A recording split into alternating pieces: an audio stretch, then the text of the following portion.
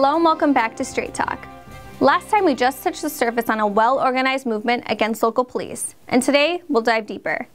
Riots and protests have been happening more often, and they seem to be well thought out.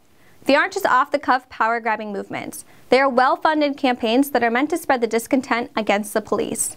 According to the New American Magazine, Black Lives Matter was founded by Patrisse Cullors, Alicia Garza, and Opal Tometi, three far-left black feminist activists who idolized communist terrorist revolutionaries Assata Shakur and Angela Davis, as well as the Black Panther Party and the Black Liberation Movement.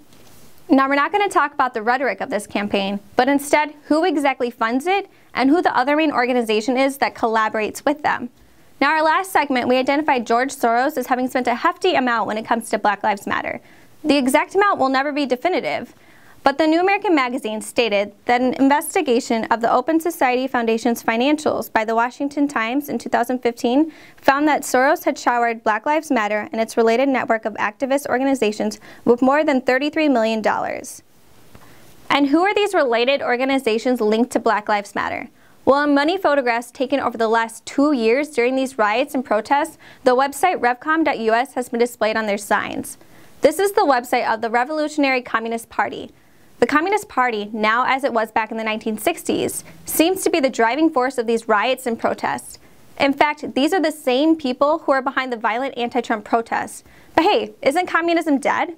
The John Birch Society Agenda states that communism did not die, it only shed its skin so that the American people would marvel at its new skin and not realize that it still contains a snake. The snake is not contained, it is coiling.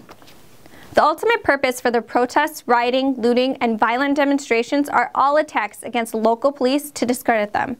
So the public will turn to the federal government and demand action, which will lead to creating a national police force.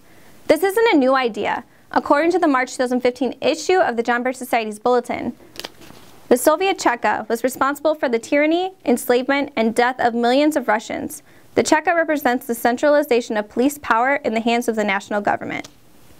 If radicals such as this in America have their way, the national police force will likely replace local law enforcement, and America may go in the same direction as Russia did in the early 20th century with the same loss of freedom.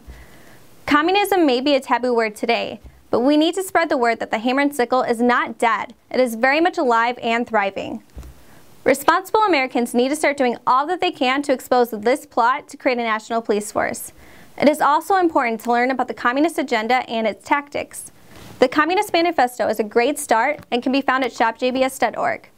There has never been a better time to get involved. Feel free to check us out at jbs.org and learn more about us. And check us out on Facebook and Twitter. So until next time, as always, take care and God bless.